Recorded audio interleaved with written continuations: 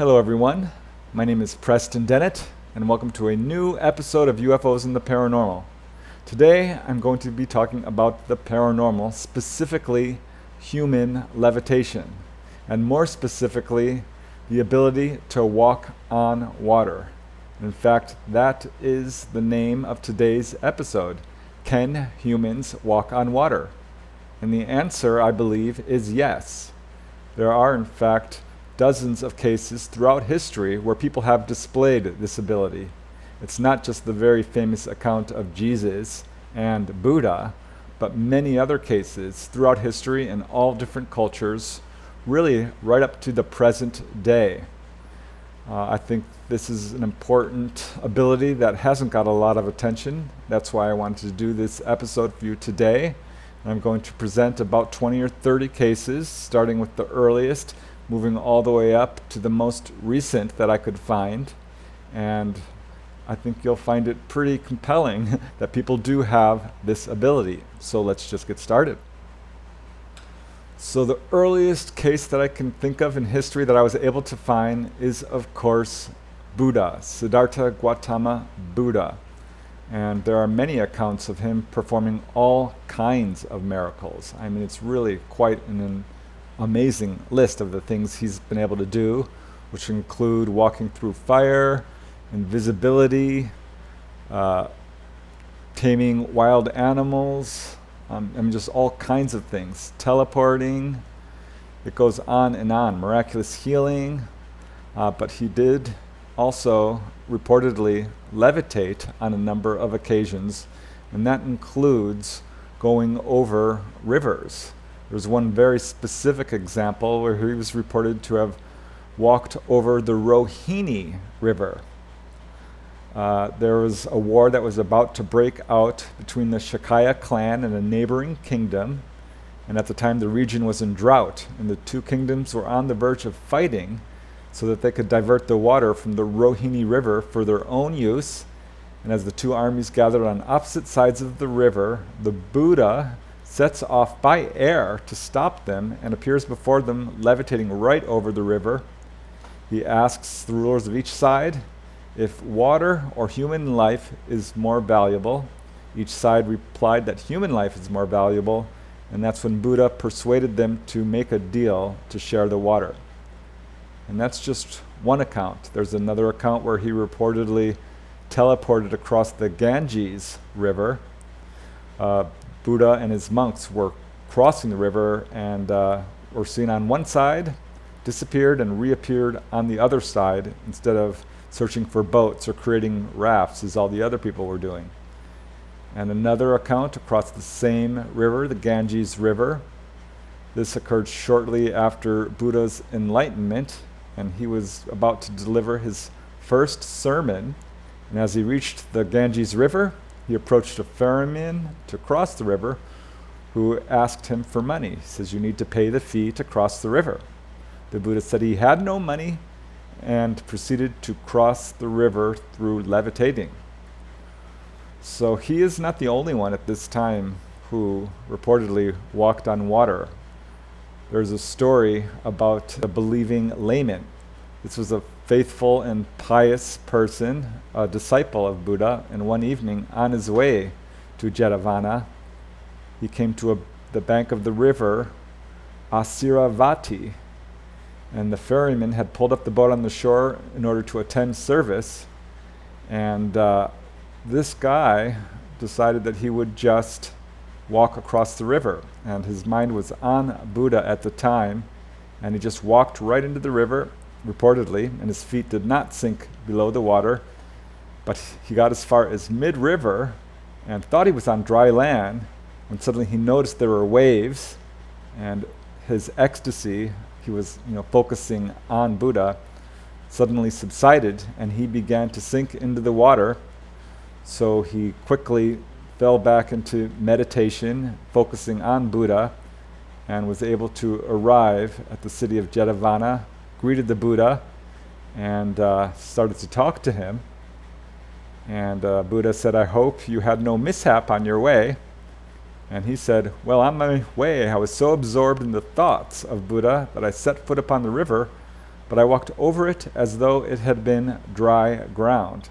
And Buddha replied, "You are not the only one who has been kept safe by remembering the virtues of the Buddha.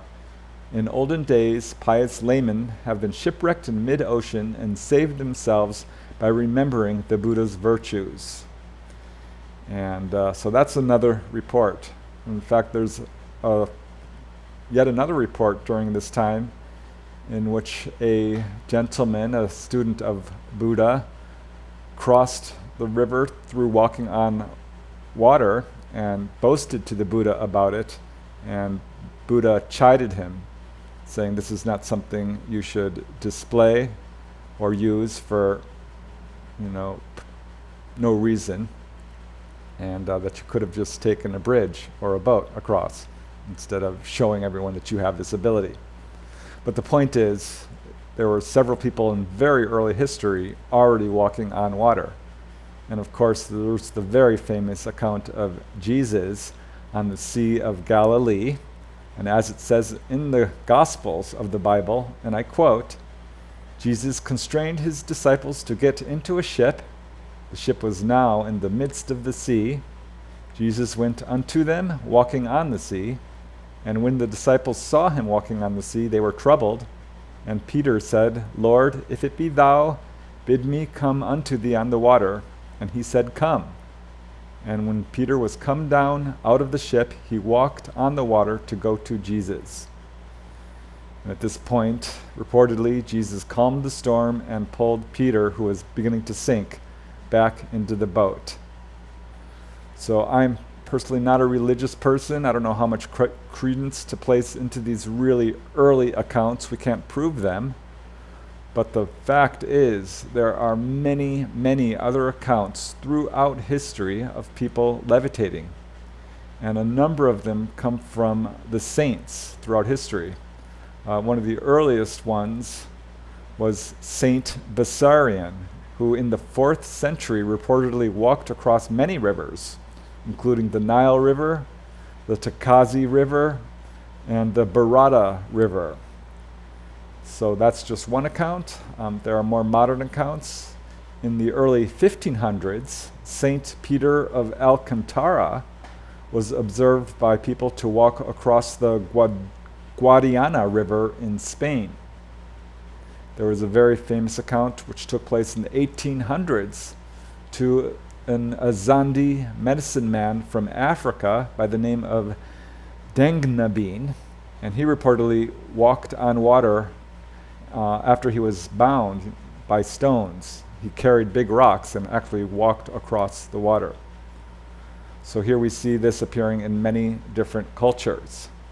And here's another case which is fairly modern. This occurred in the 1800s to a lady by the name of Mademoiselle Frederica Hof.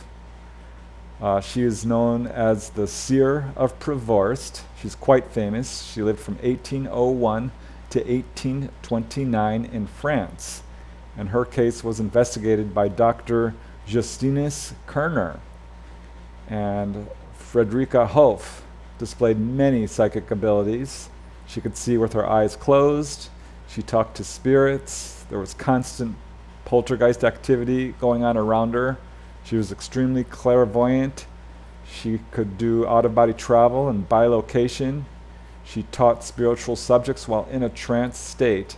And she also reportedly, on one instance, walked on water. I don't have the details of it, but her case is definitely one of the more recent cases. There's another case, which is pretty interesting, which took place in 1936. And this involved Saint Zachary of Russia and Saint Basil sometime in the 1800s. And both were reportedly seen by witnesses to walk on water. Olivier Leroy wrote the first book on levitation, called Levitation. He was a French researcher, and he lists more than a dozen cases of people who have walked on water. He doesn't provide many details, but his list includes Saint Bernardine of Siena, Bertin, Saint Barine, Saint Bogomile, Saint Francois de Paul, Saint Jean of Capistrano, Jean the Hermit, Saint Judah, Saint Marie, I can't pronounce this name, Saint Marie d'Auguen, Saint Matthew of Basio, Saint Nazaire, Saint Pierre Regalati, Saint Raymond de Pennafort, Saint Sebald, and others. The point is, there are a lot. And some of these cases do have details. There was a very interesting case involving Saint Raymond. He was confessor for the King James I of Aragon. And while on the island of Mayorca to initiate a campaign to help convert the Moors living there, the king brought his mistress with him. And Saint Raymond reproved the king and asked him repeatedly to dismiss his concubine, but the king refused to do so. And finally the saint told the king that he could remain with him no longer and made plans to leave for Barcelona. The king forbade him to leave the island and threatened punishment to any ship captain who dared to take him. So Saint Raymond and his Dominican companion went down to the seashore, at which point Raymond took off his cloak and spread it on the water and used his walking staff as a sort of a mast, and he bid his Dominican partner, his companion, to hop on, but his companion was too frightened to do so. So Raymond bid him farewell, and with the sign of the cross he pushed away from shore and sailed away on his cloak. And this was apparently widely viewed. He went around many boats that had forbade him passage, and this saint was reportedly seen by scores of sailors who shouted in astonishment and urged him on, and he reportedly sailed 160 miles to Barcelona in the space of 6 hours, and when he landed on shore he was greeted by a huge crowd of spectators, and in awe of this miracle, King James I listened to Raymond and mended his ways. So yes, levitation and walking on water are obviously connected, and there are a lot of cases throughout history. One case is Saint Ammon, and this is way back in 350. He's a well-known Egyptian hermit, and he lived the first half of his life as a normal guy, quietly with his wife, working in manual labor, but was always very religious and would spend the nights in prayer. But one day he decided to leave his wife and retire into the desert, eating only bread and water and spending all of his time in prayer.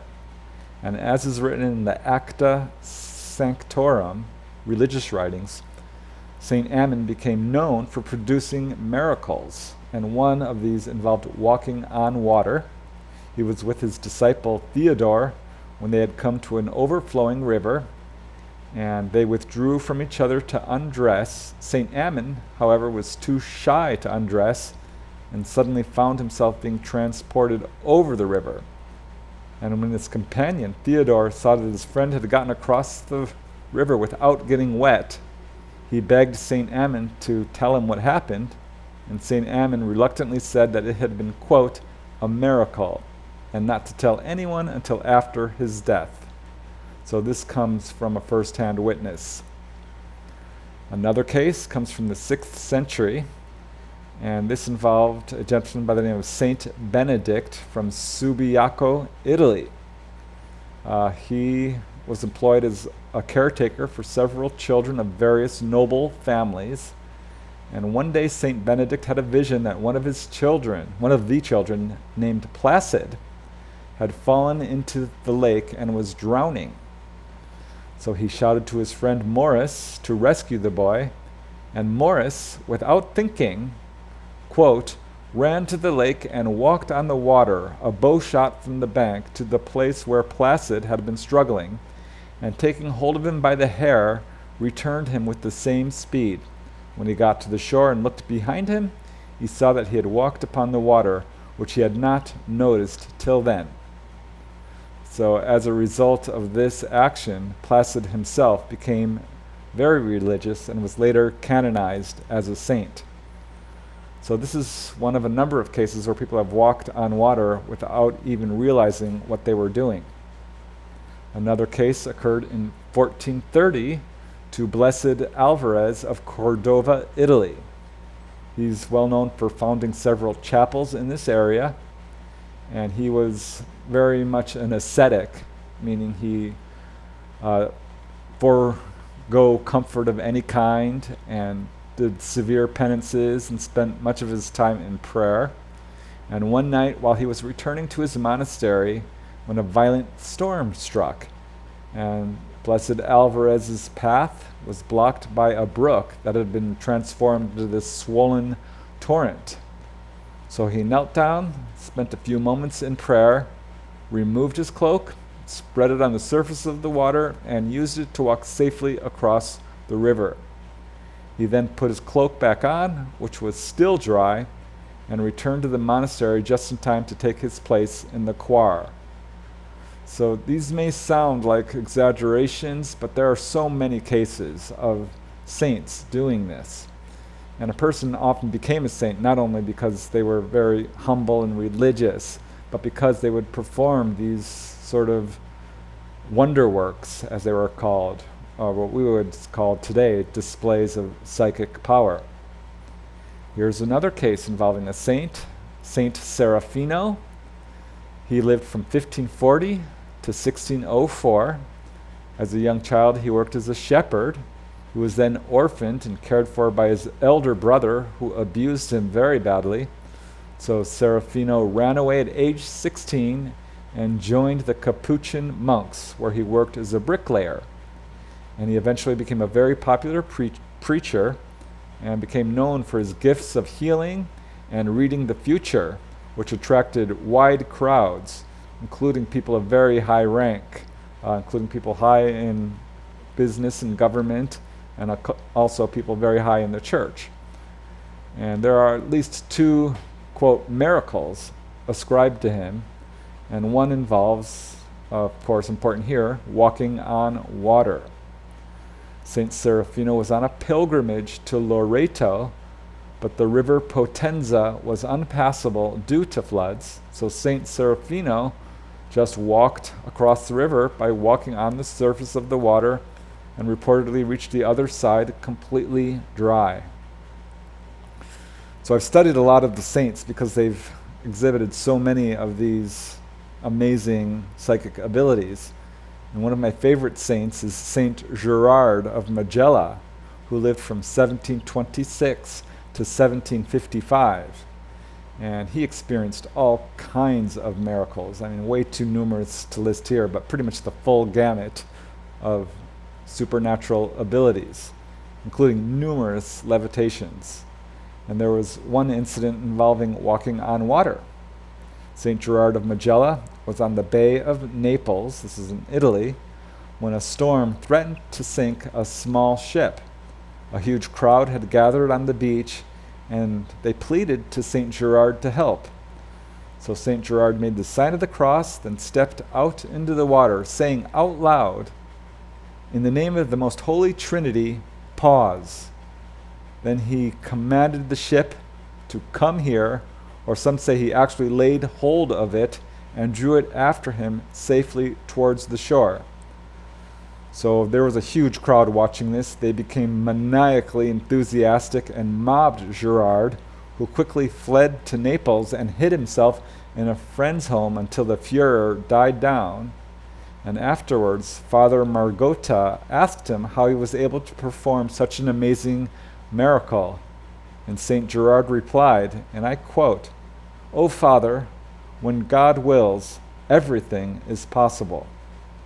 And later, another person asked him how he did this miracle. Father Caillon asked him, and Saint Gerard elaborated.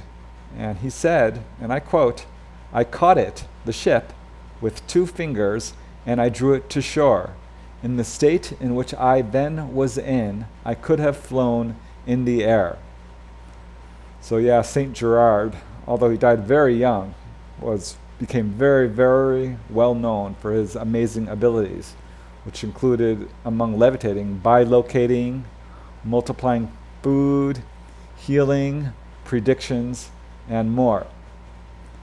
Probably my favorite case of all of walking on water occurred on July 18, 1837, to an 8-year-old Russian boy by the name of Nikolai Yurlov. On the evening of July 18, 1837, Nikolai was woken up by a ghostly apparition in his room of a, quote, tall, bald-headed, elderly man who appeared next to his bed. And so this frightened him half to death, and gripped with this uncontrollable terror, Nikolai jumped up and ran out of the house, across the garden, and across the nearby Sea River. And at the time, servants were chasing the boy and found him, quote, absolutely dry on the far side of the river. And as Nikolai says in his own words, several of our servants were running after me. They swore that they had seen me flying across the river with my feet touching the water sometimes. So there aren't a whole lot of cases of this, but there's plenty to show that I think this does happen. And one of the most dramatic cases of this kind was actually witnessed by a psychical researcher by the name of Baird Spalding. And he wrote a series of books called Masters of the Far East. This series of books is quite controversial. Some have declared them hoaxes, others believe them to be genuine. But at any rate, in December of 1894, Baird Spalding says that he joined an expedition of 11 men to undertake metaphysical research in India. And after 2 years of studying, he met a group of yogis who were exhibiting supernatural powers of many different kinds. And so Spalding and his group of researchers were really amazed at the way these yogis were able to do all these kinds of things, such as communicating with wild animals, apparently teleporting, appearing out of nowhere, displaying an incredible range of knowledge. They were unaffected by the elements. They could walk in great heat or very cold weather with just a robe on. However, nothing could have prepared Baird Spalding for what he saw next. He says he and his group were invited by the men to travel with them into the Himalayas. And they accepted the offer and began the expedition. And as they reached the foothills of the Himalayas, they came upon a large river, which Spalding says, and I quote, was about 2,000 feet wide, running, bank full, and the current was at least 10 miles per hour. So Baird Spalding and his group assumed that at this point the yogis would go upstream and cross the river on a bridge. However, instead, one of the yogis by the name of Jast told Spalding that they planned to cross the river without a bridge. And Spalding and his group assumed that he meant that he and the other yogis were going to swim across the river. And Spalding thought that was really dangerous and stupid. However, to the surprise of him and his group, Jast and the 12 other yogis used another method. And as Spalding writes in his book, and I quote, when Jast rejoined the group, the 12, fully dressed, walked to the bank of the stream, and with the utmost composure stepped on the water, not into it. I shall never forget my feelings as I saw each of these 12 men step from solid ground upon the running water. I held my breath, expecting, of course, to see them plunge beneath and disappear. I found out afterwards that that was the thought of all our party. At the time, I think each of us held his breath until they were all past midstream. So astonished were we to see these 12 men walking calmly across the surface of the stream and not sinking below the soles of their sandals. When they stepped from the water to the farther bank, I felt that tons of weight had been lifted off my shoulders, and I believe this was the feeling of everyone of our party, judging from the sighs of relief as the last man stepped ashore. It was certainly an experience that words fail to describe. There was little discussion regarding what we had witnessed, so engrossed were we with our own thoughts. So Spalding and his group were not able to do this. They had to go upstream to find a place to cross. And when Baird Spalding later asked Jast the monk about this incident, the monk replied, and I quote, "Do you think that the men you saw walk across the stream yesterday to save themselves the inconvenience of this trip are in any way special creations any more than you are? No, they are not created in any way different from you. They do not have one atom more power than you were created with. They have, by the right use of their thought forces, developed their God-given power. The thing that you have seen accomplished while you have been with us, you yourselves can accomplish just as fully and freely. The things you have seen are so accomplished in accord with the definite law, and every human being can use the law if he will." I think this is a really important point. This is really the reason why I wanted to do this video, because it shows that any one of us can do this if we just meditate and spiritually elevate ourselves. So yes, saints, enlightened masters, yogis, magic users, sorcerers, most of the reports come from these types of people, but not everyone. There was, of course, a popular belief in medieval times that witches could not be drowned. Back in those times, it was a very fine line between being accused as worshiping the devil or being a witch or being canonized as a saint. If you exhibited paranormal abilities, it could go either way pretty easily. Some were canonized and others were put on trial, lynched by public mobs. And a popular method of lynching a witch was known as, quote, swimming. And the accused was thrown into a body of water, and if they floated, if they had the ability to not drown, they would be found guilty and killed. So kind of a catch-22 there. But there are some actual first-hand recorded instances of this. For example, on June 5, 1696, several people were accused of sorcery and put on trial in Montigny, France. The witnesses were bound by hand and foot and thrown into the Seine River, where they, quote, didn't sink in the water no more than gourds. So here's another case which occurred in July of 1737 to an anonymous young woman who was accused by the townspeople of Bedfordshire in England of witchcraft. She was surrounded and, quote, swum. She reportedly floated like a cork 3 times, but finally drowned after being tied down. And if you can believe it, this ritual of, quote, swimming witches was practiced as late as 1931. So you can see this is taking place all across the world.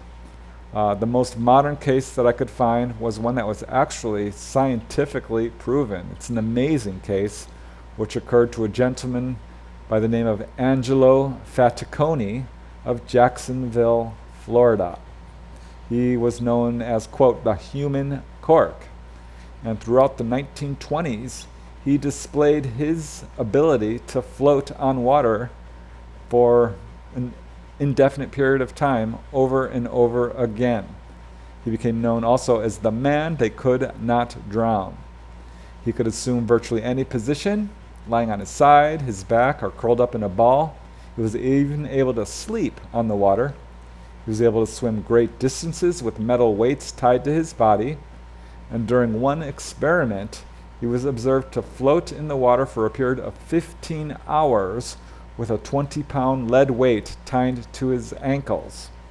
On another occasion, a 20-pound cannonball was lashed to his legs. He was sewn into a sack and thrown into the water. This would, of course, kill most people, but Angelo Faticoni remained motionless, floating on the surface of the water for a period of 8 hours. So his fame grew quickly, and he began to attract crowds of people who wanted to study his case. And at one point, his abilities intrigued doctors at Harvard University who agreed to examine him. And it was their theory that there was a peculiarity in his physiology that would account for his unnatural buoyancy. However, these doctors from Harvard did examine him. They did a thorough medical examination. by doctors and students, and they could not find any physical abnormality whatsoever.